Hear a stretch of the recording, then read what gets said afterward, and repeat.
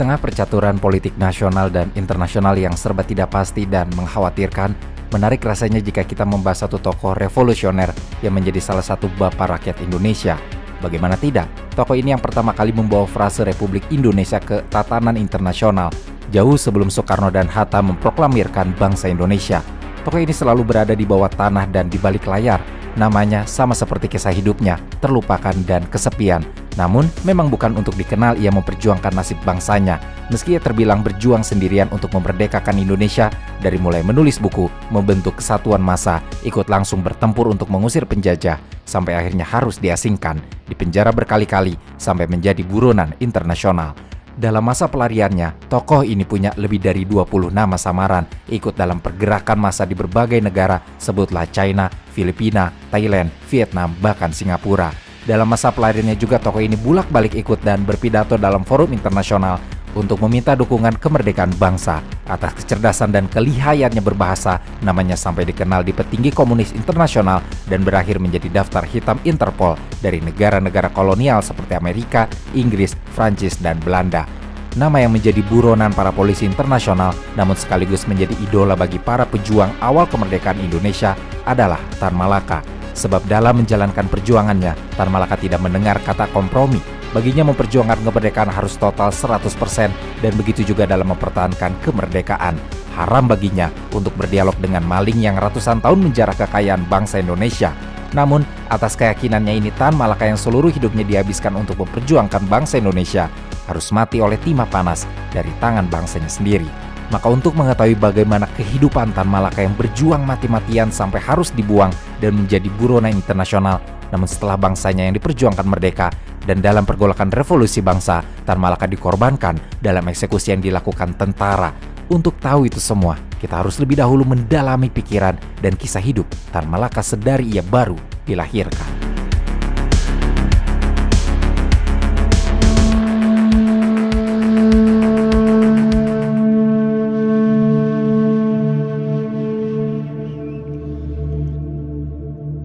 Tan Malaka lahir pada tanggal 2 Juni di tahun 1897 di Nagari Pandang Gadang, Suliki, yang sekarang telah menjadi kabupaten 50 kota di Provinsi Sumatera Barat.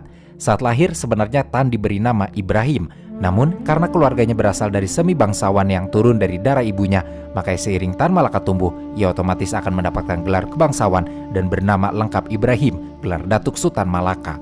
Ayah Tan Malaka bernama H.M. Rasad Caniago dan ibunya bernama Rangkayo Sinah Simabur. Ibu Tan Malaka adalah seorang putri dari tokoh terpandang di kampungnya dan ayah Tan Malaka adalah seorang mantri kesehatan yang pernah bekerja untuk pemerintah daerah setempat dan mendapatkan gaji beberapa puluh gulden setiap bulannya. Di kantornya ayah Tan Malaka termasuk pegawai biasa-biasa saja. Tan Malaka lahir dalam lingkungan keluarga yang menganut agama secara puritan, yang taat pada perintah Allah serta senantiasa menjalankan ajaran Islam dengan sangat taat dan sesuai syariat. Sejak kecil, Tan Malaka dididik oleh tuntunan Islam secara ketat, yang mana ini sebenarnya suatu hal yang lazim dalam tradisi masyarakat Minangkabau yang amat religius. Di tahun 1902, saat usianya 5 tahun, Tan Malaka sudah tinggal di surau atau masjid kecil di kampungnya dan tumbuh bersama anak-anak sebayanya. Di surau itu, selain mempelajari ilmu agama, Tan Malaka juga mempelajari bela diri pencaksilat. Di surau ini jugalah Tan Malaka sudah menampakkan bakatnya sebagai seorang anak yang cerdas, periang, dan berkemauan keras. Dari tempaan agama yang dilakukan orang tuanya, menyebabkan Tan Malaka sudah hafal Al-Quran sejak kecil, dan ia pun dapat menafsirkannya karena di usianya yang belum menginjak 10 tahun, Tan Malaka sudah mampu berbahasa Arab.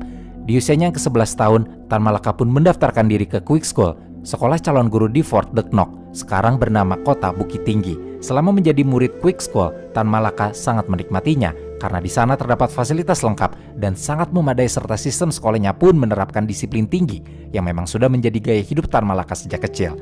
Di Quick School, Tan Malaka sangat senang mempelajari pelajaran bahasa Belanda dan salah satu guru Belanda yang juga menjabat direktur 2 di Quick School bernama G.H. Horensma mengetahui bakatnya dalam berbahasa memotivasi Tan Malaka agar kelak jadi guru bahasa Belanda. Dalam hal olahraga, Tan Malaka juga dikenal sebagai anak yang sangat jago bermain sepak bola. Setelah 5 tahun bersekolah di Quick School, akhirnya pada tahun 1913, Tan Malaka dinyatakan lulus. Setelah lulus, Tan Malaka dianugerahi gelar datuk dan ditawari juga seorang gadis untuk menjadi tunangannya. Namun, Tan Malaka dalam gairahnya yang masih ingin menempuh pendidikan hanya mau menerima gelar datuknya saja dan menolak tawaran gadis yang akan menjadi tunangannya. Di tahun 1913 pun, Tan Malaka resmi menerima gelar datuk dalam sebuah upacara tradisional, sehingga nama Tan Malaka yang pertamanya hanya bernama Ibrahim menjadi memiliki nama lengkap Sultan Ibrahim Gelar Datuk Tan Malaka. Selain mendapatkan gelar kebangsawanan, Tan Malaka yang cerdas dan menjadi bintang di kampungnya pun dianggap sebagai aset kampung yang harus didukung pendidikannya. Hal ini sudah menjadi budaya di Minangkabau karena dilihat dari sisi sosiokultural Minangkabau yang keagamannya kuat. Namun pada saat itu juga Minangkabau merupakan salah satu daerah di Nusantara yang pendidikannya sudah lumayan maju dan terkenal sangat kuat iklim pendidikannya. Maka orang-orang di kampung Tan Malaka, terutama kalangan engku atau kakek-kakeknya, patungan untuk mengumpulkan biaya agar Tan Malaka bisa melanjutkan pendidikannya ke negeri Belanda.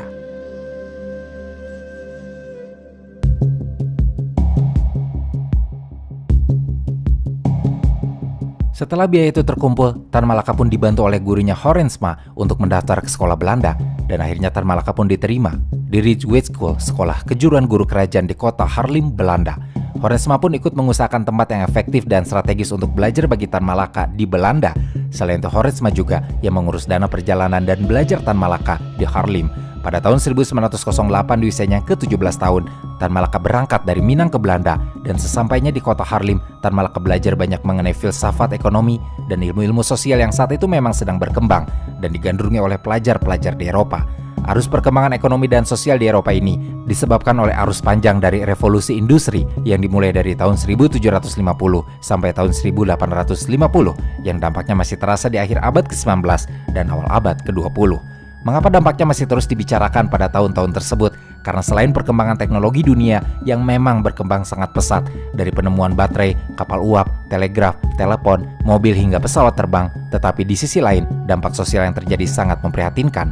Mulai dari harga-harga barang yang jatuh drastis, banyak usaha kecil menengah yang bangkrut, serta upah buruh yang menjadi sangat murah, dan dampak dari itu semua terjadilah kesenjangan sosial antara pengusaha dan buruh.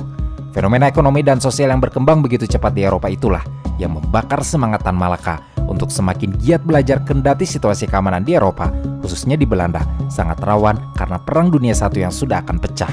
Maka Tan Malaka pun melakukan penyesuaian yang ekstra, karena selain harus menyesuaikan diri sebagai orang kampung dari negeri jajahan yang datang ke negeri penjajahnya, Tan Malaka juga harus berjuang menghadapi dinginnya iklim negara Eropa yang tidak bersahabat dengannya.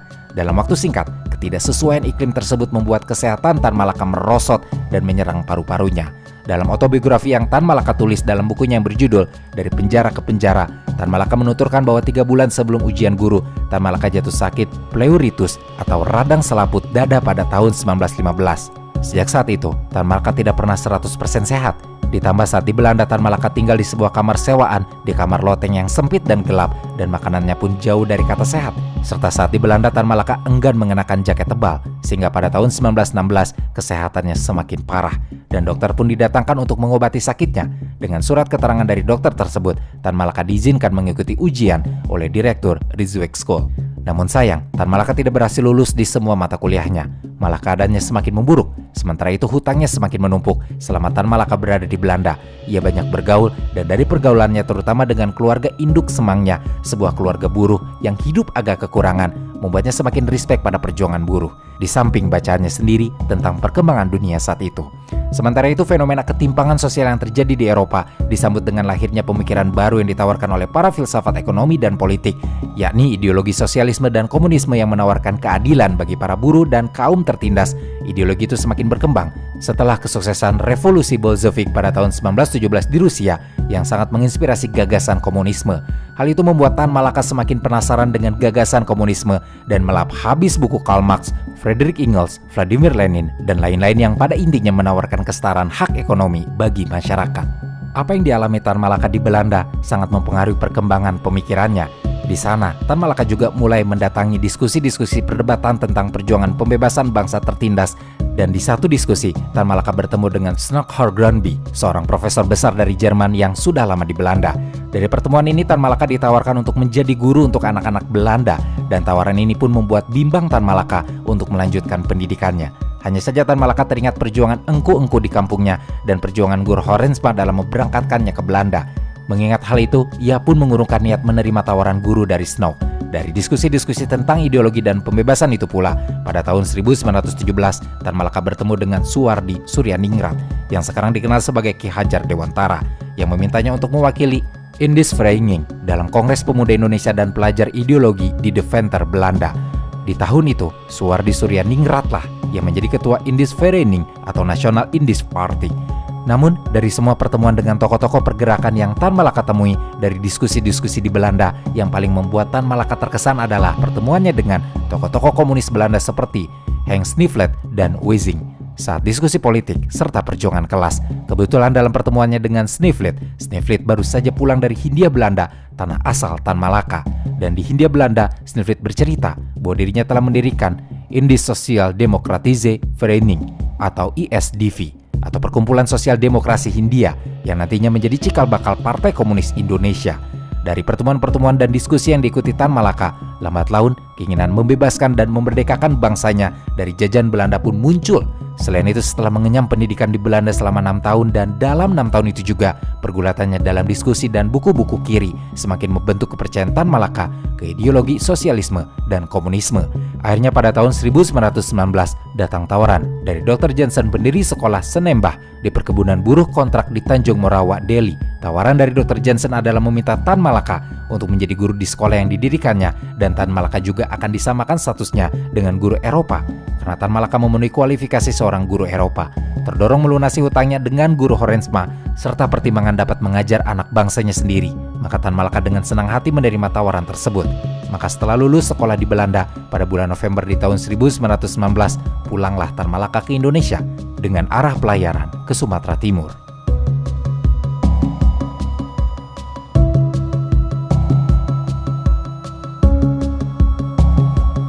Pada bulan Desember di tahun 1919, Tan Malaka sudah kembali ke tanah asalnya dengan memegang ijazah Halpes atau ijazah diploma guru. Dalam hal ijazah, Tan Malaka gagal mendapatkan ijazah Hafdak, yang adalah ijazah diploma guru kepala. Semua itu karena kondisi kesehatannya di Belanda. Namun itu bukan menjadi masalah bagi Tan Malaka, karena dari 6 tahun pengalamannya belajar di Belanda, pemikirannya sudah tidak lagi seluas lembah, rawa, dan bukit-bukit di tanah Minang, namun telah menembus horizon seantero Eropa. Dari pengalamannya itu juga, sekarang tujuannya kembali ke Indonesia adalah memperjuangkan kecerdasan anak bangsa dan membuat perubahan bagi bangsanya. Dan sebulan kemudian, tepatnya pada bulan Januari di tahun 1920, akhirnya Tan Malaka mulai mengajar di sekolah buatan Dr. Johnson. Tan Malaka langsung mengajar sebagai seorang guru bahasa Melayu untuk anak-anak buruh perkebunan teh dan tembakau di Delhi, Sumatera Timur. Pengalaman mengajar inilah yang menjadi inspirasi pertama Tan Malaka untuk memperjuangkan hak rakyat dari bentuk kolonialisme Belanda. Karena dari pengalamannya mengajar ini, Tan Malaka menemukan situasi yang berkebalikan dengan angannya. Tan Malaka melihat secara langsung penderitaan kaum buruh perkebunan teh yang diupah rendah, sering ditipu karena buta huruf dan tidak lancar berhitung, diperas keringatnya habis-habisan di tanah mereka sendiri. Tan Malaka melihat sistem kapitalis yang dipraktekkan di Delhi di perkebunan itu memperlakukan buruh kontrak dengan tidak wajar. Tan Malaka menyebutnya sebagai tanah emas, surga untuk kaum kapitalis, tapi tanah keringat air mata maut untuk kaum proletar. Mereka mengadakan perjudian dan pelacuran sehingga sistem kapitalis itu membelenggu dan melilit para kuli kontrak yang pasrah pada nasib yang buruk, tidak berdaya dan tidak ada yang membela. Tan Malaka sebagai seorang inlander yang berpendidikan berniat melakukan perubahan-perubahan. Selama ia bekerja di perkebunan di Delhi sampai tahun 1921, Tan Malaka banyak berselisih paham dengan orang-orang Belanda, khususnya tentang sistem pendidikan dan perlakuan yang diterapkan bagi anak-anak buruh kontrak di Tanjung Morawa. Melalui bukunya yang berjudul Dari Penjara ke Penjara Jilid 1, Tan Malaka mencatat pertentangannya dengan orang-orang Belanda itu berpusat pada 4 permasalahan. Pertama adalah perbedaan warna kulit. Kedua, masalah pendidikan terhadap anak para buruh. Ketiga, masalah tulis-menulis dalam surat kabar di Delhi. Serta keempat adalah hubungannya sendiri dengan buruh-buruh perkebunan Delhi. Melihat realitas seperti itu, Tan Malaka berkeinginan untuk memberikan pendidikan yang layak bagi anak-anak buruh kontrak perkebunan tersebut. Namun Tan Malaka malah dianggap melakukan penghasutan kepada para kuli perkebunan. Apalagi saat orang-orang Belanda mengetahui risalah-risalah Tan Malaka yang terbit pada koran Sumatera Post. Dalam kebimbangan ini, sebenarnya Tan Malaka menyadari posisinya yang serba tanggung. Jika ia terlalu dekat dengan Belanda, maka ia bisa dianggap sebagai pengkhianat oleh kaum buruh. Sedangkan jika ia terlalu dekat kepada buruh-buruh perkebunan, maka ia selalu dicurigai oleh Belanda. Ditambah Tan Malaka saat itu sudah memiliki hubungan khusus dengan pemimpin pemogokan Delhi Spur. Berbekal dari semangat membela kaumnya ini, serta pengetahuan sosial politik yang Tan Malaka pelajari selama di Eropa, Tan Malaka memiliki pikiran untuk bergabung dengan organisasi ISDV. ISDV sendiri sebetulnya adalah organisasi bentukan para anggota partai buruh yang bermukim di wilayah Hindia Belanda. Pergerakan organisasi ISDV ini berbasis ideologi Marxisme yang pada intinya memperjuangkan hak kepemilikan tanah dan alat produksi kepada rakyat agar tidak dimonopoli oleh kaum pemilik modal dan kolonial asing. Belanda sampai-sampai merekrut para tentara dan pelaut Belanda untuk angkat senjata melawan para komandan mereka sendiri. Ujung-ujungnya, pihak Belanda memenjarakan para pengkhianat tersebut sampai para pentolan ISDV yang adalah orang Belanda, dalam hal ini termasuk Sneevliet, dipaksa pulang ke negeri Belanda. Namun gerakan ISDV yang terang-terangan membela kaum tertindas ini tidak betul-betul mati sepenuhnya. Dalam proses bentrokan ISDV dengan pemerintah Belanda itu pun, ISDV sempat mendapatkan simpati para pemuda muslim di Serikat Islam, khususnya Serikat Islam cabang Surabaya dan Solo. Yang pada saat itu Serikat Islam cabang Surabayanya dipimpin oleh Semaum dan Serikat Islam cabang Solonya dipimpin oleh Darsono. Lambat laun, gerakan ISDV ini semakin beralih dari organisasi orang Belanda pembela hak pribumi menjadi didominasi oleh kaum pribumi muslim. Sampai pada akhirnya di tahun 1920, ISDV resmi berganti nama menjadi Perkumpulan Komunis di Hindia. Akhirnya pada bulan Februari di tahun 1921, Tan Malaka memutuskan untuk meninggalkan Delhi untuk memulai perjuangannya ke tanah Jawa. Setibanya di Jawa, Tan Malaka mampir ke rumah guru Horensma di Jakarta yang sudah naik pangkat menjadi Inspektur Sekolah Rendah Indonesia. Melihat kedatangan murid kesayangannya, Horensma langsung menawari Tan Malaka pekerjaan di Jakarta. Namun, tawaran dari Horensma untuk menjadi pegawai di Jakarta ditolak Tan Malaka. Dalam penolakannya tersebut, Tan Malaka menyampaikan bahwa dirinya hanya akan tetap melanjutkan niatnya untuk membuat perguruan. Setelah mengunjungi gurunya Horensma, Tan Malaka pun melanjutkan perjalanannya ke Semarang. Namun sebelum ke Semarang, Tan Malaka terlebih dulu ke Yogyakarta untuk mengikuti Kongres Serikat Islam selama 4 hari, yang dimulai dari tanggal 2 sampai 4 Maret. Di kongres inilah, Tan Malaka bertemu dengan Hos Cokroaminoto, Agus Salim, Semaun, dan tokoh besar lain di Serikat Islam. Saat di Yogyakarta ini juga, Tan Malaka sempat dijanjikan oleh Sutopo, mantan pemimpin Surat Kabar Budi Utomo, untuk memimpin sebuah perguruan pendidikan. Akan tetapi tawaran itu pun ditolaknya, karena Tan Malaka sudah lebih dahulu menerima tawaran dari Semaun. Untuk itu selesai mengikuti Kongres Serikat Islam di Jogja, Tan Malaka melanjutkan perjalanannya ke Semarang. Karena di sana, Semaun telah mempersiapkan sebuah bangunan untuk sekolah rakyat. Menurut Noriaki Oshikawa, salah seorang profesor di Daito Bunkai University yang juga meneliti kehidupan Tan Malaka, membenarkan hal tersebut. Karena dalam satu artikel panjangnya di Kompas yang berjudul Tan Malaka berpikir tentang nasib gagasan politik, mengatakan di Semarang lah Tan Malaka mendirikan sekolah rakyat yang mulanya diperuntukkan bagi anak-anak Serikat Islam di Semarang. Tercatat, anak didik Tan Malaka di angkatan pertama sudah mendapatkan murid sebanyak 50 orang. Dalam sebuah brosur kecil yaitu tentang Serikat Islam Semarang dan Oderwitz, Tan Malaka menguraikan dasar dan tujuan perguruan yang hendak dibangunnya dan caranya mencapai tujuan tersebut. Tujuan perguruan tersebut adalah mendidik murid tidak untuk menjadi juru tulis seperti tujuannya sekolah government, melainkan selain untuk mencari nafkah untuk diri dan keluarganya, juga untuk membantu rakyat dalam pergerakannya. Pelan namun pasti, progresivitas sekolah model Tan Malaka cepat berkembang. Banyak permintaan dari luar Semarang untuk mendirikan cabang sekolahan. Melihat banyaknya permintaan untuk membangun sekolahan dan kurangnya tenaga pengajar, akhirnya Tan Malaka membuka pendidikan kelas khusus bagi anak-anak kelas 5 yang dipersiapkan menjadi guru nantinya. Setelah dirasa tenaga pendidik mencukupi, akhirnya Tan Malaka membangun sekolah di Bandung yang mampu menampung kurang lebih 300-an murid. Bangunan ini merupakan bangunan sekolah yang kedua yang dananya diperoleh dari bantuan anggota-anggota Serikat Islam. Di Semarang, Tan Malaka ternyata tidak hanya menyibukkan diri hanya dengan mengajar dan mencerdaskan rakyat saja, namun juga ikut berjuang di serikat pekerja buruh di seluruh Jawa. Mulai dari serikat buruh tambang minyak, rel kereta, sampai serikat percetakan. Semuanya diikuti oleh Tan Malaka agar hak para buruh dapat dibela oleh orang-orang terdidik. Namun sayangnya, kolaborasi antara Serikat Islam dengan Partai Komunis Hindia tidak berjalan harmonis karena banyak anggota Serikat Islam, terutama gerbong dari Agus Salim, berpikir bahwa pandangan politik sosialis dan komunis tidak selaras dengan syariat Islam. Sementara itu, Tan Malaka sendiri berpendapat bahwa hal itu tidak perlu dipersoalkan. Perbedaan pandangan ini pun tidak juga terjembatani. Akhirnya pada Kongres Serikat Islam ke-6 memutuskan untuk Partai Komunis Hindia keluar sepenuhnya dari kepengurusan Serikat Islam. Setelah menjadi organisasi mandiri, Partai Komunis Hindia menunjuk Samoen sebagai ketua. Dalam masa kepemimpinannya, Samoen cenderung mengambil langkah hati-hati dan menghindari konflik dengan pemerintahan kolonial. Sementara itu, Tan Malaka adalah orang yang cenderung lebih provokatif dan frontal dalam melawan Belanda. Sampai akhirnya ketika Samoen harus meninggalkan Nusantara untuk menghadiri konferensi buruh internasional di Moskow, Tan Malaka punya kesempatan untuk mengambil alih kepemimpinan partai. Gaya kepemimpinan Tan Malaka pun sangat berbeda dengan Samoen. Dalam mengarahkan partai, Tan Malaka cenderung mengambil jalur ke arah radikal dan tegas kepada penjajah Belanda. Tak lama setelah mengarahkan partai ke arah yang lebih berani berkonfrontasi, di penghujung tahun 1921, akhirnya Tan Malaka memimpin gerakan aksi demonstrasi para buruh dan pedagang kios Pegadaian. Dari keberhasilan aksi ini, Tan Malaka berhasil mengambil kepercayaan masyarakat, terutama kaum pekerja, bahwa Partai Komunis Hindia adalah mitra sejati kaum pekerja dan bersedia untuk membantu melawan penindasan terhadap pekerja. Nah, bagi Tan Malaka, karena dari demonstrasinya, lama-kelamaan pemerintah kolonial Belanda merasakan juga dampak dari kepemimpinan Tan Malaka yang sudah membuat situasi bisnis para kolonial kacau di mana-mana. Sampai akhirnya, pemerintah kolonial Belanda pun memberikan perintah untuk penangkapan Tan Malaka. Tidak lama setelah itu, Tan Malaka berhasil ditangkap di Bandung pada tanggal 13 Februari di tahun 1922. Sebulan kemudian pada tanggal 24 Maret atas perintah Gubernur Jenderal Dick Fok, Tan Malaka yang sudah berusia 25 tahun diasingkan ke Belanda dengan tujuan agar Tan Malaka tidak lagi bisa menghasut dan memimpin para buruh di Nusantara.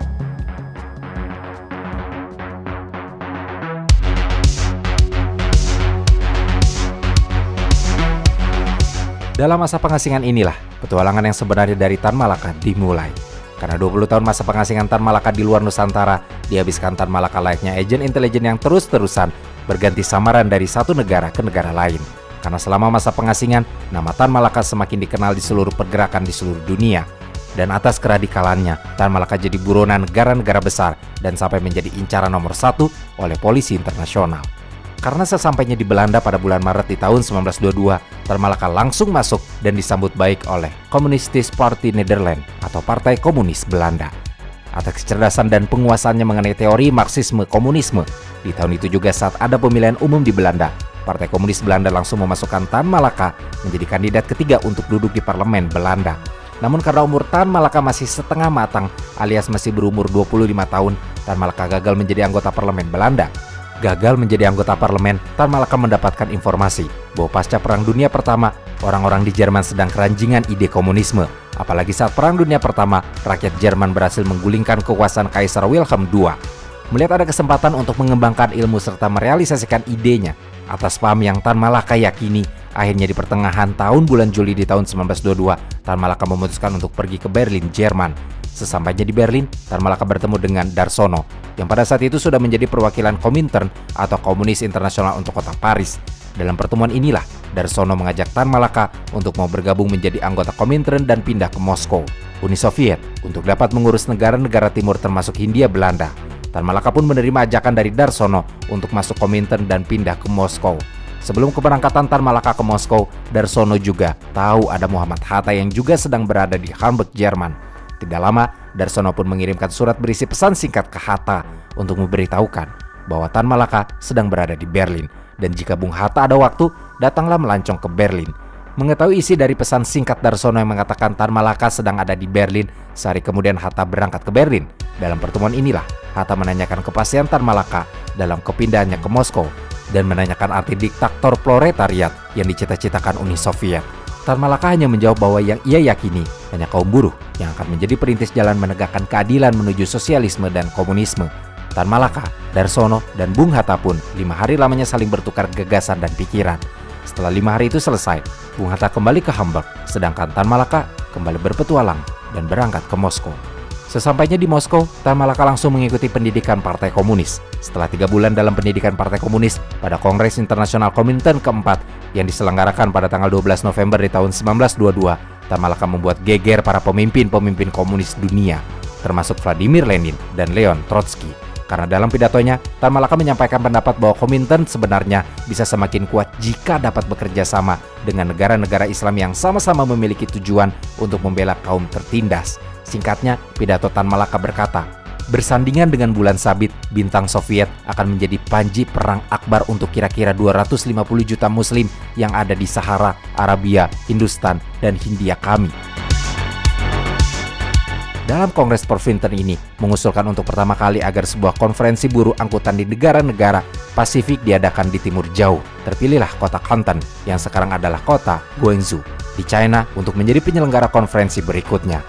Untuk memastikan kelancaran di China, Pemimpin tertinggi Komintern yang mengetahui kecerdasan dan pemahaman komunisme serta kepandaian Tan Malaka dalam berbahasa pada tahun 1923 menugaskan Tan Malaka menjadi agen Komintern di Asia Tenggara yang bermarkas di Canton, China, dan disinilah Tan Malaka sebagai wakil Komintern untuk Asia Tenggara bertemu dengan salah satu revolusioner besar Asia, Sun Yat-sen, yang dari buku-buku dan teori-teorinya Bung Karno dapat merumuskan Pancasila. Di Canton, Tan Malaka menyusun sebuah risalah masa depan bagi Hindia Belanda yang dia bukukan dengan judul Naar de Republiek Indonesia atau Menuju Republik Indonesia. Buku yang disusun pada tahun 1924 ini menjadi tulisan pertama yang menuliskan frase Republik Indonesia yang mengacu pada perjuangan kemerdekaan Hindia Belanda dari kolonialisme. Buku ini pun tak lupa Tan Malaka kirimkan khusus ke Bung Hatta di Belanda. Buku ini berisi analisis Tan Malaka terhadap kancah politik dunia pada saat itu, dan juga gagasan awal bagaimana perjuangan menuju negara bernama Indonesia itu direalisasikan. Dalam buku ini, juga Tan Malaka berhasil menganalisis sekaligus meramalkan dengan cepat bahwa tidak lama lagi persaingan kekuatan ekonomi antara Jepang dan Amerika akan berujung pada meletusnya perang di Pasifik, di mana situasi kekacauan itu bisa jadi kesempatan bagi Indonesia untuk melakukan revolusi untuk melawan Belanda.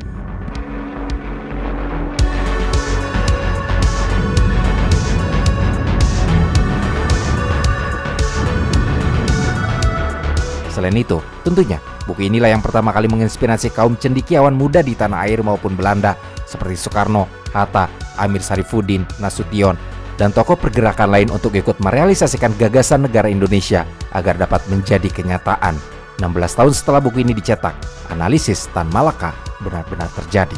Perang Pasifik menjadi bagian dalam rangkaian Perang Dunia Kedua, sekaligus menjadi peluang bagi Bung Karno, Hatta, Syahrir, dan yang lainnya untuk memproklamasikan kemerdekaan Indonesia.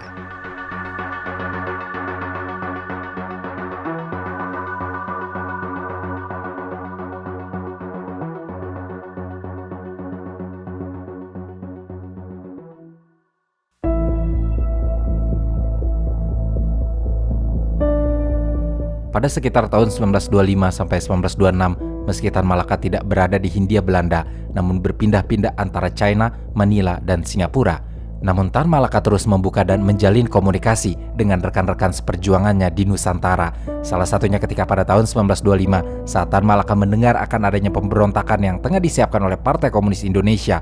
Mengetahui kondisi sosial dan perjuangan di Nusantara masih belum sebesar di Uni Soviet, Tan Malaka tidak sepakat dengan rencana pemberontakan tersebut.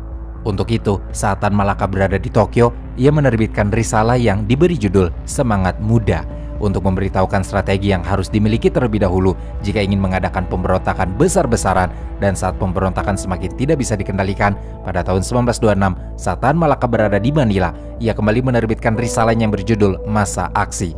Dua risalah ini ditujukan kepada perjuangan Indonesia yang harus terarah dan terorganisir dengan baik. Selain itu, risalah ini juga ditujukan kepada Alimin dan Musso selaku pimpinan PKI yang akan memberontak kepada Belanda pada November 1926 dan Januari 1927. Namun, naskah tersebut disabotase oleh Alimin dan Musso dengan dalih karena Tan Malaka tidak memiliki garis lurus dengan partai yang akan melakukan pemberontakan. Ketidaksetujuannya Tan Malaka sebenarnya sangat beralasan, dikarenakan strategi dan taktik yang akan dipakai sangat tidak tepat, sebab tidak melihat kondisi-kondisi yang dapat mendukung berhasilnya suatu revolusi. Bagi Tan Malaka, suatu perjuangan politik memerdekakan bangsa dan tanah air hanya mungkin berhasil jika mendapat dukungan kuat dan besar dari massa rakyat. Dengan demikian, diperlukan persatuan serta kerjasama yang kuat dari semua kekuatan yang ada dan relevan dalam masyarakatnya. Arti yang lebih luas dari pokok pikiran massa akti bahwa dalam sebuah gerakan revolusioner harus terkoordinasi secara rapi. Koordinasi tak akan terbentuk tanpa adanya persatuan antar kekuatan dan antar elemen, sedangkan persatuan tidak akan tercapai jika masing-masing organisasi dan partai kekuatan mendahulukan kepentingan golongan yang bersifat sepihak. Sehingga dengan koordinasi tersebut, pola yang ditonjolkan adalah gerakan serentak untuk melumpuhkan. Koordinasi mempunyai peran sebagai kontrol sekaligus tali busur sebagai tenaga pendorong panah revolusioner. Untuk mencapai keadaan tersebut, hal pertama adalah dengan mengkondisikan massa. Artinya, membebaskan massa dari pikiran-pikiran primordial serta apatis lewat jalan pendidikan, menariknya ke dalam organisasi-organisasi patriotik. Selain itu, di bukunya Bima Satria Putra yang berjudul Perang Tidak Akan Dimenangkan, menginformasikan bahwa Tan Malaka menyampaikan dari Manila bahwa rencana pemberontakan tersebut tidak siap, bahwa keputusan ini diambil di Prambanan bertentangan dengan aturan Komintern. Rencana pemberontakan ini pun sudah diketahui lebih dahulu oleh pemerintah kolonial. Banyak pesan rahasia dan pengirimnya sudah diketahui oleh polisi kolonial. Selain itu banyak juga anggota PKI yang sudah ditangkap sebelum pemberontakan terjadi. Mata-mata pemerintah Hindia Belanda di Singapura mengetahui bahwa Alimin dan Musso telah memesan senjata ke Filipina. Semuanya berjumlah 2.000 pistol, dengan masing-masing 500 ditujukan ke Surabaya, 300 ke Aceh, dan sisanya ke Medan. Sementara di Manila ada 2.000 pistol dalam pesanan untuk dikirim ke Padang. Karena Tan Malaka tidak mendukung pemberontakan dan merasa dikhianati, Tan Malaka menolak menerima peralihan senjata yang dibiarkan menumpuk di Tanjung Pagar, Malaya, yang niatnya akan diteruskan ke Hindia. Dan seperti apa yang sudah diperingatkan Tan Malaka, pemberontakan PKI pada penghujung tahun 1926 itu pun tidak maksimal dan berujung gagal. Semua pemimpin PKI diasingkan dan partainya benar-benar dihancurkan oleh pemerintah kolonial Belanda. Namun dalam pemberontakan itu ada beberapa andaian. Anggaplah Tan Malaka membantu mengkoordinasikan senjata-senjata tersebut dan sampai di Hindia Belanda. Karena mengingat besarnya jumlah pesanan senjata tersebut, bisa jadi pemberontakan ini mempunyai alur sejarah yang lain. Namun setelah kejadian pemberontakan yang dilakukan PKI itu dapat dihancurkan dengan cepat oleh pemerintah kolonial, dan otomatis di Indonesia tidak ada lagi partai yang beraliran kiri. Setahun kemudian, tepatnya pada bulan Juli pada tahun 1927, saat Tan Malaka berada di Bangkok, Thailand, Tan Malaka mendirikan Partai Republik Indonesia. Meski Tan Malaka menjalankan partai ini dari jauh, namun Tan Malaka berhasil mendirikan perwakilan di berbagai daerah di Indonesia dengan bantuan rekan-rekan anggota PKI yang masih ada di Indonesia. Selain itu juga pada tahun 1927, ia banyak menuliskan risalah-risalah untuk meninjau kegagalan pemberontakan PKI dan menganalisis apa yang harus disiapkan untuk perjuangan ke depan. Di antaranya menulis Manifesto Bangkok, Pari dan Internasional, Pari dan PKI, juga menulis Pari dan Nasionalisten. Setelah lama tinggal di Bangkok, pada tahun 1932, Tan Malaka kembali pindah ke Singapura. Dan di Singapura inilah Tan Malaka lumayan menetap lama. Diperkirakan Tan Malaka menetap selama 10 tahun sampai pada tahun 1942.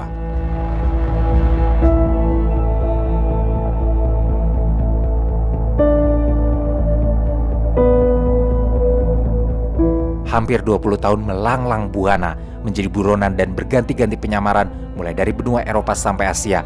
Akhirnya Tan Malaka pada tahun 1942 nekat memutuskan untuk diam-diam masuk Indonesia. Dalam hal ini, pilihan rasional Tan Malaka adalah karena pada tahun ini juga Jepang tengah melakukan penyerangan ke negara-negara Asia Tenggara, termasuk ke Indonesia. Hal ini terjadi pada tanggal 1 Maret di tahun 1942. Saat itu tentara Jepang berhasil mendaratkan pasukannya di Pulau Jawa, tepatnya di 3 tempat sekaligus, yaitu Teluk Banten, Eretan Wetan di Jawa Barat, dan Kranggan di Jawa Tengah. Selain itu, pasukan Jepang juga mendarat di kawasan Indramayu dan Tuban. Hal ini tentu di luar dugaan Belanda. Perubahan situasi politik ini kemudian memaksa Gubernur Jenderal Hindia Belanda, Jarja van Starkenborg-Steenhouwer, menyerah tanpa syarat pada sebuah pertemuan di Kalijati di tanggal 8 Maret di tahun 1942 terhadap tentara Jepang pimpinan Letnan Jenderal Hitoshi Imamura. Kesempatan inilah yang dipakai Tan Malaka, dan saat kepulangannya ke Indonesia, Tan Malaka pulang dengan naik perahu kecil secara rahasia dengan menyeberang melalui Selat Malaka dengan tujuan Sumatera. Sesampainya di Sumatera, Tan Malaka singgah sebentar ke Padang dengan mengaku sebagai Ramli Hussein. Pada bulan Juli di tahun 1942, Tan Malaka akhirnya berangkat ke Jakarta, daerah pusat percaturan dan pergolakan politik di Indonesia. Di Jakarta, Tan Malaka menyamar menjadi pegawai dinas kesejahteraan sosial dan tinggal di daerah Rawajati dengan menyewa sebuah bilik kecil yang terletak di dekat pabrik sepatu. Meski pada tahun-tahun ini Jepang sudah berhasil menguasai Indonesia, namun karena hasil kebiasaannya dan kewaspadaannya kepada polisi rahasia, Tan Malaka terus menyembunyikan jati dirinya. Pada saat di Jakarta inilah, Tan Malaka mengkonsentrasikan untuk menyelesaikan magnus opusnya, materialisme, dialektika, dan logika, atau yang kita kenal dengan Madilog, yang diselesaikan Tan Malaka hanya dalam waktu 720 jam. Titik tolak Madilog adalah mental bangsa Indonesia pada umumnya yang terbiasa dengan sistem perbudakan. Indonesia yang lebih dari 3,5 abad di bawah kolonialisme secara berangsur-angsur memiliki mental budak di samping pikiran-pikiran yang mistik dan tidak rasional. Akibat pekatnya pikiran mistik yang banyak meliputi pikiran rakyat Indonesia inilah faktor yang dengan mudah dapat dieksploitasi oleh orang-orang yang berpikir aktif dan rasional. Maka revolusi secara total bagi Tan Malaka dapat diartikan sebagai kondisi yang telah merdeka diri secara total, baik itu politik, pendidikan, ekonomi, sosial dan budaya maupun mentalnya. Sedangkan mental yang perlu dimiliki bangsa Indonesia adalah mental yang mengandung nilai-nilai yang dapat mendorong orang untuk menjadikan otaknya bekerja aktif dan dinamis, sehingga ia menjadi manusia yang rasional, yang percaya pada dirinya sendiri. Dalam Madilog, yang paling esensial adalah keperluan untuk memiliki dan mengembangkan cara serta pola berpikir baru yang aktif dan rasional, sehingga ini maksud sebagai materialisme tidak lain adalah cara berpikir realistis dan pragmatis serta fleksibel dalam usaha pemecahan suatu masalah. Selain itu, dalam buku Madilog berisikan banyak bahan yang aktual pada masanya karena banyak analisis Tan Malaka dalam buku ini merupakan hasil penglihatan sekian tahun lamanya Tan Malaka saat berkeliling dunia. Pada awal-awal Tan Malaka di Jakarta, Tan Malaka merasakan ada banyak perubahan di dalam negaranya. Karena itu, saat pertama di Jakarta, dia merasa perlu kembali mempelajari keadaan yang tengah berubah drastis saat itu. Bahkan, dalam bukunya Dari Penjara ke Penjara, Tan Malaka menulis, "Bayi yang baru saja saya tinggalkan selama 20 tahun, kini sudah menjadi orang dewasa dan teman pergerakan sudah menjadi orang tua. Kota Jakarta sendiri sudah bertukar rupa." Selain itu, Tan Malaka menyampaikan bahwa kehidupan masyarakat seperti di Rawajati ini dia gunakan kembali untuk mengenal kembali Indonesia yang telah lama ditinggalkan. Di Rawajati inilah Tan Malaka bekerja bagaikan seorang peneliti dan pakar etnografi yang dengan teliti mempelajari setiap gerak kehidupan masyarakat yang ada di sekitarnya. Di Rawajati ini, kebutuhan hidup cukup murah, sehingga Tan Malaka bisa membelanjakan uangnya dengan lebih efisien. Setiap bulan, Tan Malaka hanya menghabiskan uang sebesar Rp6 untuk sewa rumah serta untuk memenuhi kebutuhan makan dan minum. Rp6 itu dengan perincian Rp2 untuk sewa rumah, kemudian untuk makan dan minum hanya 13 sen. Selama keluar rumah dan berpergian, Tan Malaka tidak pernah mengendari beca atau tram. Apa yang diceritakan oleh Tan Malaka di awal-awal penjajahan memang nampak baik-baik saja. Artinya, meski di bawah penjajahan Jepang harga barang-barang kebutuhan pokok cukup murah, terutama beras sebagaimana yang diutarakan oleh Tan Malaka dalam bukunya. Namun kondisi murah pangan itu hanya sementara. Pada tahap selanjutnya, rakyat Indonesia banyak yang menderita kelaparan. Penjajahan Jepang meski hanya 3,5 tahun bisa dibilang lebih sadis dari Belanda. Selama kurang lebih setahun Tan Malaka di sana sambil mengamati perkembangan politik di bawah kekuasaan Jepang. Pada suatu ketika di tahun 1943, saat Tan Malaka sedang asik membaca buku di perpustakaan Rumah Arca, Gambir, Jakarta, ada seorang pegawai bernama Dr. Purbo Coroko. Perpustakaan meminta tolong untuk menerjemahkan naskah bahasa asing yang sulit dimengerti. Dr. Purbo Coroko pun heran karena Tan Malaka bisa menerjemahkan dengan lancar. Ia lantas menawari Tan Malaka pekerjaan sebagai pegawai di pertambangan batu bara yang dikelola oleh perusahaan Bayah Kozan Samitomo Kubishiki Kaisha di Bayah, kawasan pantai selatan Jawa Barat. Terdorong keuangan yang semakin menipis, Tan Malaka akhirnya menyanggupi tawaran tersebut. Begitu tiba di Bayah pada bulan Juni di tahun 1943, Tan Malaka harus mengisi formulir terlebih dahulu. Untuk menghindari kecurigaan Jepang, namanya diubah menjadi Ilyas Hussein, seorang berpendidikan mulo yang pernah bekerja sebagai clerk atau juru tulis di Singapura. Besoknya, Tan Malaka bersama 29 orang lainnya yang juga diterima bekerja berangkat ke Bayah dari stasiun Tanah Abang.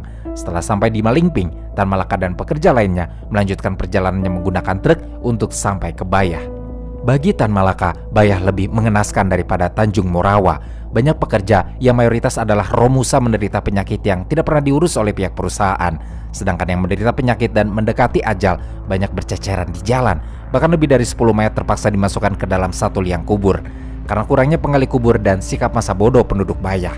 Situasi di Bayah adalah lebih dari sekedar tempat penyiksaan bagi rakyat Indonesia. Bayah semakin padat oleh Romusa, sebab pemerintah Jepang menuntut dari setiap daerah di Jawa agar disediakan sejumlah Romusa tertentu. Karena ketelitian, ketertiban kerjanya, dan kerapian catatan kearsipannya, setelah 6 bulan lamanya bekerja, Tan Malaka akhirnya dipindahkan ke bagian kantor. Di sini Tan Malaka mengurusi segala sesuatu yang berhubungan dengan Romusa. Naiknya Tan Malaka menempati bagian kantor merupakan pekerjaan baru baginya. Meskipun demikian, pekerjaan inilah yang ia sukai. Karena selain mengurusi segala keperluan Romusa, Tan Malaka juga mendapat tugas mencari sebab dan celah-celah agar bisa memelihara kesejahteraan kaum buruh tambang dan memberi dukungan yang tepat pada keluarganya. Hal ini dilakukan Tan Malaka lantaran melihat banyaknya Romusa yang melarikan diri dari pertambangan batu bara Bayah. Banyak yang mati sehingga mengharuskan pergantian yang cepat. Selain itu, kantor Tan Malaka mengurusi pengaturan dan pemeriksaan kesehatan kaum buruh yang lemah dikembalikan ke desa asalnya, memberikan penghasilan yang tepat bagi kaum buruh yang mempunyai pendidikan dan mendapatkan pekerjaan yang sesuai dengan keahliannya. Sikap empati Tan Malaka terhadap para Romusa membuatnya dihormati. Perhatiannya kini semakin meluas terhadap masyarakat Bayah. Saat Tan Malaka ditunjuk menjadi wakil sementara ketua Badan Pembantu Prajurit, Tan Malaka memanfaatkan hal ini dengan menjalin hubungan dengan para pengurusnya di seluruh cabang Bayah. Tan Malaka juga berhubungan dengan Tentara Pembela Tanah Air atau PETA dan membentuk gerakan gotong royong dengan rakyat dan pemuda di sekitar Bayah, termasuk membantu keluarga-keluarga dari para prajurit PETA hingga Heiho. Selain itu, Tan Malaka juga mengadakan dapur umum, kebun sayur, orkestra, sampai mendirikan klub sepak bola dan sandiwara yang bernama Partai Selatan. Semua hal yang dilakukan Tan Malaka ini adalah upaya memperbaiki keadaan para Romusa dan masyarakat tani di Bayah. Memasuki tahun 1944, para pekerja Romusa sibuk membangun jalur kereta api sepanjang 89 km dari Seketu di Pandeglang menuju tambang batubara di Bayah, Banten Selatan. Tidak lama tersiar kabar bahwa Bayah akan kedatangan dua bung besar, yaitu Bung Karno dan Bung Hatta. Tan Malaka, yang dalam kondisi ini menyamar dengan memakai nama Ilyas Hussein, terpilih untuk menyambut keduanya bersama beberapa pegawai lainnya. Awal tahun 1944, benar saja, dua bung besar itu datang ke Bayah. Bung Karno seperti biasa berpidato, dan dalam catatannya Tan Malaka menuliskan isi pidato Bung Karno tidak jauh berbeda dengan yang sering didengarnya dalam rapat raksasa, radio maupun surat kabar. Setelah kedua bung besar itu selesai berpidato, panitia penyambutan mempersilakan hadirin untuk bertanya. Saat Tan Malaka sedang menyiapkan kue dan minuman, terdengar jawaban-jawaban yang diisi dengan candaan kepada para penanya. Selain itu, dalam pidatonya juga Bung Karno dengan tegas menyatakan bahwa Indonesia bersama Jepang akan mengalahkan sekutu, dan setelah itu Jepang akan memberikan kemerdekaan untuk Indonesia. Mendengar hal tersebut, dengan tergesa-gesa, Tan Malaka meletakkan hidangan dan mengajukan pertanyaan. Kalau saya tidak salah bahwa kemenangan terakhir Jepang akan menjamin kemerdekaan Indonesia, apakah tiada lebih tepat bahwa kemerdekaan Indonesia lah kelak yang lebih menjamin kemenangan terakhir? Bung Karno menanggapinya dengan mengatakan bahwa jika Jepang memberikan kemerdekaan sekarang juga, maka dirinya tidak akan bersedia menerima kemerdekaan itu. Tan Malaka hendak melanjutkan perdebatan, namun tidak diberikan izin untuk berbicara oleh panitia.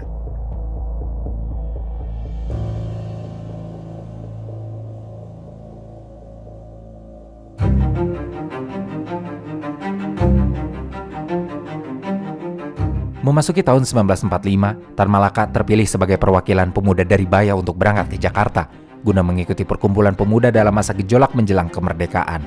Untuk itu pada tanggal 6 Agustus di tahun 1946, Tan Malaka berangkat ke Jakarta dengan harapan akan dapat ikut berperan di tengah perkembangan merebut kemerdekaan. Sesampainya di Jakarta, Tan Malaka menemui B.M. Diah, ketua pemuda radikal yang tergabung dalam angkatan baru. Kala menemui dia, Tan Malaka masih menggunakan nama samaran Ilyas Hussein sebagai utusan pemuda dari Bayah. Dalam pertemuannya ini, Tan Malaka bermaksud mengetahui jalannya rapat organisasi pada tanggal 6 Juli sebelumnya. Selain itu, Tan Malaka juga menyatakan dukungannya terhadap gerakan pemuda. Cukup mendapatkan informasi dari Jakarta, Tan Malaka kembali ke Banten pada tanggal 8 Agustus pada tahun 1945. Sehari kemudian pada tanggal 9 Agustusnya, Tan Malaka berpidato dalam rapat rahasia perwakilan pemuda Banten. Dalam pidato ini, Tan Malaka menceritakan pengalaman revolusi di negara-negara lain. Semua ini bertujuan untuk membakar semangat para pemuda di Banten, karena Tan Malaka sudah memprediksi bahwa dalam waktu ke depan, Jepang akan mengalami kekalahan. Setelah pidato ini diyakini berhasil membakar semangat para pemuda Banten untuk mau merebut kemerdekaan, 2 hari kemudian Tan Malaka berangkat kembali ke Jakarta. Dan pada tanggal 14 Agustus di tahun 1945, dengan tetap memakai identitas Ilyas Hussein, Tan Malaka menemui Sukarni, tokoh yang dipercaya dapat menggerakkan kaum pemuda. Dalam pertemuan ini juga, Tan Malaka memberitahukan bahwa proklamasi kemerdekaan semakin dekat. Menurut Harry A. Poise, peneliti Belanda yang hampir 40 tahun meneliti kehidupan Tan Malaka, dalam salah satu bukunya yang berjudul Tan Malaka, Gerakan Kiri dan Revolusi Indonesia Jilid 1, menuliskan bahwa sepanjang pertengahan bulan Agustus tahun 1945, Tan Malaka banyak menemui para pemuda lain yang memimpin gerakan seperti Khairul Saleh, Subarjo, dan Khalid Rashidi yang merupakan aktivis pemuda Menteng 31. Selain itu juga, Tan Malaka menemui kakak beradik Anwar dan Harsono, Cokro Aminoto. Atas motivasi dan provokasi Tan Malaka jugalah para pemuda seperti Sukarni berani menculik Bung Karno dan Bung Hatta untuk segera menyatakan proklamasi kemerdekaan pada tanggal 17 Agustus tahun 1945 setelah Jepang di bumi hanguskan sekutu dan Amerika. Setelah proklamasi kemerdekaan dibacakan oleh Soekarno di rumahnya di Pegangsaan Timur, Tan Malaka terus bergerak, berjuang, dan membangun gerakan bawah tanah meski nyata-nyata sejarah tidak memberi ruang baginya untuk terlibat dalam proklamasi kemerdekaan. Namun itu bukan menjadi masalah bagi Tan Malaka. Dan untuk memperpanjang perjuangannya, Tan Malaka memulai tur keliling Jawa untuk menyampaikan kabar gembira atas merdekanya Indonesia, sekaligus membakar semangat rakyat untuk studi mempertahankan kemerdekaan sampai status kemerdekaan bangsa baru bernama Indonesia ini diakui secara internasional. Pada saat keliling Pulau Jawa ini, Tan Malaka melihat sendiri bahwa ternyata rakyat menyambut kemerdekaan ini dengan semangat yang luar biasa untuk mempertahankan tanah airnya dan sampai rela mengorbankan nyawa. Namun di sisi lain, Tan Malaka justru melihat pergerakan pemimpin negara seperti Bung Karno, Hatta, dan Syahrir cenderung lembek dan terlihat disetir oleh orang Barat. Supaya negara ini mendapat pengakuan oleh masyarakat internasional, Tan Malaka berpendapat bahwa kemerdekaan ini sudah diraih sepenuhnya dan kita tidak perlu lagi melakukan jalur perundingan apa-apa lagi. Karena nanti khawatirnya isi perjanjian tersebut akan merugikan bangsa Indonesia di kemudian hari. Dalam ujung tur keliling Jawa tersebut, Tan Malaka juga sempat bergabung dalam Perjuangan Rakyat Surabaya untuk secara langsung berjuang mengusir tentara Belanda atau Allied Force for Netherlands East Indies yang dipimpin oleh Lord Mountbatten dan wakilnya, Brigadir Aubertin Walton Sotten Maleby, dalam upayanya ingin mencengkeram kembali Indonesia. Setelah proklamasi kemerdekaan jugalah identitas Tan Malaka dimunculkan, sebab dalam satu memoarnya, Tan Malaka menyatakan setelah kemerdekaannya dia ingin bergerak di atas tanah. Maksudnya adalah Tan Malaka ingin berkenalan dengan para tokoh pergerakan dengan menggunakan identitas nama aslinya. Maka setelah nama Tan Malaka diungkap ke publik dan sampai ke Soekarno, Soekarno langsung menyuruh Sayuti Melik untuk segera mencari Tan Malaka. Ada yang menarik dalam pertemuan Soekarno dan Tan Malaka, karena dalam pertemuan di bulan September tahun 1945 ini, pertemuan diadakan amat rahasia. Bahkan Soekarno harus meminjam rumah khusus seorang dokter yang bernama R. Soeharto. Dan dalam pertemuan itu, Soekarno meminta selama perbincangan dirinya dengan Tan Malaka, lampu-lampu di rumah harus dimatikan. Benar saja, obrolan Soekarno dan Tan Malaka memang membicarakan hal yang serius. Dan dari obrolan inilah kita mengetahui testamen politik yang isinya, bila Soekarno-Hatta tidak berdaya lagi, pemimpin perjuangan akan diteruskan oleh Tan Malaka, Iwa Kusuma, Sahrir, dan Wongso Negoro.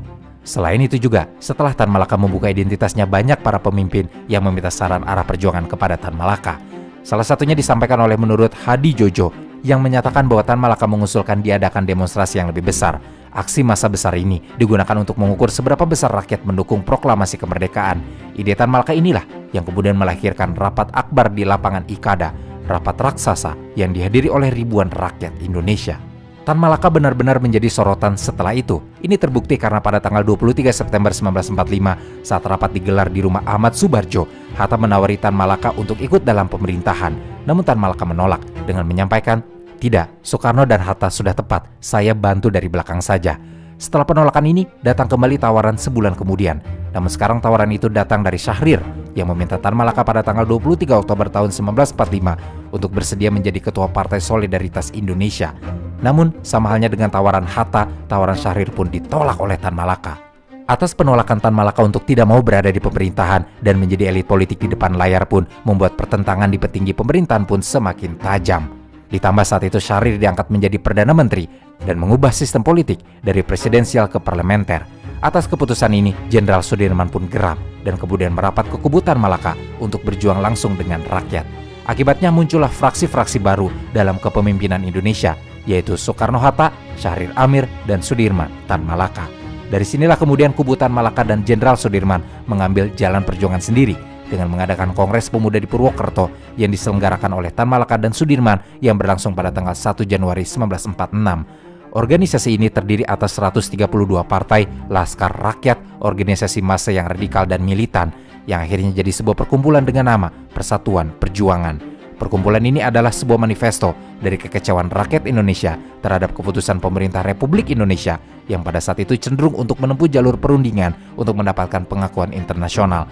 Ironisnya, pendirian kelompok yang bertujuan untuk mempertahankan kemerdekaan inilah yang nantinya membuat Tan Malaka terbunuh oleh bangsa sendiri yang ia perjuangkan mati-matian.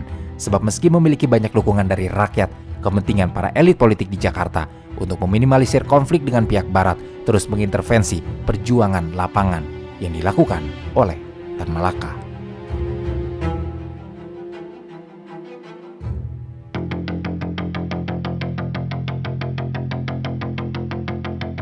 Saat berada dalam puncak perjuangannya pada pertengahan tahun 1946, Kabinet Syahrir melalui Menteri Pertahanan Amir Syarifuddin menganggap ulah Tan Malaka dan pengikutnya membahayakan perundingan antara Indonesia dengan Belanda. Persiapan untuk menangkap Tan Malaka pun dilakukan. Menurut Amir, dirinya sudah mendapatkan surat perintah dari Syahrir dan mendapat persetujuan Soekarno. Maka, menjelang rapat akbar Persatuan Perjuangan di Madiun pada bulan Maret 1946, semua gerak-gerik Persatuan Perjuangan selalu diawasi. Ditambah di radio, ada pengumuman bahwa Tan Malaka telah gagal melakukan kudeta. Selama itu Tan Malaka menghadapi situasi yang sulit, yang ia sendiri tidak mengerti pokok permasalahan yang sebenarnya. Dan karena kondisi yang tidak pasti, Tan Malaka pun diungsikan secara rahasia oleh pengikutnya. Penangkapan terhadap Tan Malaka dan para pemimpin Persatuan Perjuangan pun dilakukan pada tanggal 17 Maret di tahun 1946. Dalam hal ini Tan Malaka menjelaskan dalam memoarnya, pihak Republik Indonesia tidak menangkap saya dengan surat perintah yang beralasan pelanggaran atas sesuatu undang-undang yang pasti yang sudah disahkan pula dan dilakukan oleh instansi yang sah pula. saya diajak berunding dengan presiden oleh anggota Persatuan Indonesia dan tiba-tiba dimasukkan ke dalam tahanan dengan cara tipuan. Setelah kira-kira 7,5 bulan lamanya, sesudah dipindahkan dari tempat dan dari penjara ke penjara, maka barulah dimasukkan beberapa pertanyaan kepada saya yang bagi saya tiada diarahkan kepada tuduhan yang nyata. Pihak pemerintah sendiri mengadakan tuduhan dan kesimpulan yang amat memberatkan kepada saya. Pengumuman resmi dari pemerintah Republik membiarkan saja berjalannya tulisan pidato yang membahayakan diri saya selama berada dalam tahanan. Mendengar Tan Malaka ditangkap, Jenderal Sudirman selaku Panglima Besar menyuruh anak buahnya untuk membebaskannya. Namun pembebasan itu pun gagal karena dapat dipatahkan oleh pemerintahan Soekarno. Setelah kurang lebih selama 2 tahun di penjara tanpa proses, tepatnya pada tanggal 16 September 1948, Tan Malaka akhirnya dibebaskan dari penjara. Setelah keluar dari penjara, Tan Malaka berusaha mengumpulkan pengikutnya lagi untuk membangun kekuatan kembali. Dan bersama pengikut setianya, Soekarni, pada tanggal 7 November di Yogyakarta, Tan Malaka membentuk Partai Murba, Partai Musyawarah Rakyat Banyak. Dalam situasi saat itu, hal yang benar-benar ditakutkan Tan Malaka saat pemerintahan Indonesia melakukan perundingan benar-benar terjadi. Selain dalam perjanjian Renville yang menyatakan bahwa Belanda hanya mengakui Jawa Tengah, Yogyakarta, dan Sumatera sebagai bagian wilayah Republik Indonesia, dan untuk itu diciptakan sebuah garis demarkasi atau batas teritorial yang memisahkan wilayah Indonesia dan daerah pendudukan Belanda, yang otomatis membuat TNI harus ditarik mundur dari daerah-daerah yang masih diyakini adalah jajahan Belanda seperti di wilayah pendudukan Jawa Barat dan Jawa Timur. Dan setelah perjanjian Renville yang jelas merugikan Indonesia, Soekarno membekukan pemerintah Republik dan menggantinya jadi pemerintahan darurat Republik Indonesia dengan pusatnya di Bukit Tinggi. Dan pada tanggal 19 Desember 1948, Belanda kembali menyerang Indonesia dengan agresi militer keduanya. Bersama dengan itu, akhirnya Panglima Besar Jenderal Sudirman yang sejak awal tidak setuju dengan kebijakan pemerintahan Soekarno dan Syahrir bergabung kembali dengan Tan Malaka melakukan gerilya melawan agresi Belanda di Yogyakarta. Namun tidak lama, mereka berdua pun akhirnya berpisah karena penyerbuan tentara Belanda. Sudirman masuk ke hutan ke Jawa Tengah untuk melanjutkan gerilya dan Tan Malaka berangkat ke Kediri, Jawa Timur dengan dikawal pasukan Jenderal Sudirman. Mereka menaiki kereta api khusus. Di Kediri, Tan Malaka bergabung dengan pasukan Sabarudin, pemimpin Divisi 6 TNI. Di markas pertahanan Blimbing Kediri, Tan Malaka sempat mendirikan gabungan pembela proklamasi yang kemudian menjadi gerilya pembela proklamasi. Di Kediri, Tan Malaka dan Sabarudin menghimpun rakyat melakukan gerilya. Dalam situasi genting, Tan Malaka berbicara di radio dari daerah Kediri untuk tetap melanjutkan perjuangan dengan cara tidak mengakui perjanjian Linggarjati dan Renville, menghancurkan negara boneka bentukan Belanda, mengambil alih semua wilayah Indonesia yang masih dikuasai oleh Belanda, mengambil alih semua aset Belanda dan Eropa lainnya, mengembalikan harga diri rakyat Indonesia, mengabaikan seluruh ajakan perundingan, tidak menyetujui perjanjian apapun yang tidak menyebutkan bahwa Indonesia merdeka pada tanggal 17 Agustus 1945, dan terakhir menyatukan seluruh partai dan badan keamanan rakyat. Himbauan inilah yang membakar semangat rakyat, tapi juga sekaligus menyebabkan Tan Malaka dianggap sebagai pemberontak yang dianggap berbahaya oleh pemerintahan Perdana Menteri Muhammad Hatta. Ditambah saat itu Tan Malaka mengkritik sikap Kolonel Sungkono yang pengecut dan tidak memperdulikan kepentingan rakyat. Mendengar kritikan itu, Kolonel Sungkono selaku pimpinan Divisi Jawa Timur memerintahkan kepada Surahmat menyelesaikan persoalan ini yang langsung diteruskan kepada semua anak buahnya. Sejak saat itulah Tan Malaka diburu oleh tentara negara yang dia bela mati-matian selama 30 tahun terakhir. Pasukan Tan Malaka yang kocar-kacir karena serangan Belanda, mereka akhirnya mundur bergerak ke arah selatan, melewati Batalion Sikatan yang mana wilayah ini ada di bawah penguasaan Kolonel Sungkono. Akhirnya pada tanggal 19 Februari tahun 1949 di Selo Panggung, Jawa Timur, Tan Malaka dan pasukannya bertemu dengan Regu Sukojo. Disinilah tragedi kematian Tan Malaka bermula. Tan Malaka mati ditembak oleh tentara Republik Indonesia. Tan Malaka ditembak Regu Sukojo dan jenazahnya tidak diketahui keberadaannya sampai sekarang. Ada yang menyebutkan Tan Malaka dikubur secara rahasia. Ada juga yang menyebutkan mayatnya dihanyutkan di Kali Brantas. Namun atas tragedi kematian Tan Malaka membuat Hatta kemudian memberhentikan Sungkono sebagai Panglima Divisi Jawa Timur dan Surahmat sebagai Komandan Brigade. 14 tahun setelah kematiannya, tepatnya pada tanggal 28 Maret 1963, Presiden Soekarno mengangkat nama Tan Malaka sebagai pahlawan nasional Indonesia. Muhammad Yamin, sejarawan dan pakar hukum Indonesia mengatakan bahwa sudah seharusnya Tan Malaka mendapat gelar tersebut karena Tan Malaka lah yang mengkonsep tentang Indonesia dan bentuk republik 20 tahun sebelum Indonesia merdeka. Dalam pembelaannya, Muhammad Yamin di salah satu koran, Yamin menggambarkan Tan Malaka sebagai Bapak Rakyat Indonesia yang tahu banyak daripada Jefferson Washington merancangkan Republik Amerika Serikat sebelum kemerdekaan tercapai, atau sebagai Rizal Badi Fakio meramalkan Republik Filipina sebelum Revolusi Filipina pecah. Namun, 3 tahun kemudian, tepatnya pada tahun 1966, setahun setelah pembantaian besar-besaran atas orang-orang kiri, Soekarno turun dari jabatannya sebagai presiden dan digantikan oleh era Orde Baru. Dan pada masa Orde Baru, nama Tan Malaka kembali disembunyikan dari sejarah Indonesia dan bahkan tidak pernah disebutkan dalam daftar nama-nama pahlawan nasional di sekolah seluruh penjuru Indonesia selama puluhan tahun, bahkan mungkin sampai sekarang. Dalam hal ini, alasannya hanya karena keterlibatan Tan Malaka yang sangat kental dengan gerakan kiri, sosialis, atau komunis yang menjadi musuh besar pada era pemerintahan Orde Baru. Namun meski Tan Malaka pernah menjadi ketua komunis, namun banyak tokoh yang menganggap dia adalah tokoh Islam. Salah satunya adalah Haji Abdul Malik Karim Amrullah, yang kita kenal sebagai Buya Hamka. Dalam kata pengantarnya untuk buku Tan Malaka yang berjudul Islam dan Tinjauan Madilog, Hamka menyatakan bahwa Tan Malaka mempunyai keberpihakan yang jelas terhadap Islam. Pandangan Hamka ini didukung dengan fakta-fakta sejarah yang sangat sulit untuk disangkal. Di antaranya Hamka mengungkapkan tentang pembelaan Tan Malaka terhadap Islam di Komintern Moskow. Juga bagi Hamka, Tan Malaka telah membukakan cakrawala berpikir tentang logika dialektika yang sangat dibutuhkan masyarakat modern untuk memperkuat iman dan Islam. Dan benar saja, meski Tan Malaka dibuat mati dan disingkirkan keberadaannya dalam sejarah, karya-karya Tan Malaka terus dicetak ulang dan pikirannya terus dibicarakan. Tan Malaka selalu menjadi idola bagi golongan pemuda dan mungkin sampai masa mendatang. Hal ini seperti juga yang pernah Tan Malaka yakini menjelang eksekusi kematiannya. Ingatlah bahwa dari dalam kubur, suara saya akan lebih keras daripada di atas bumi.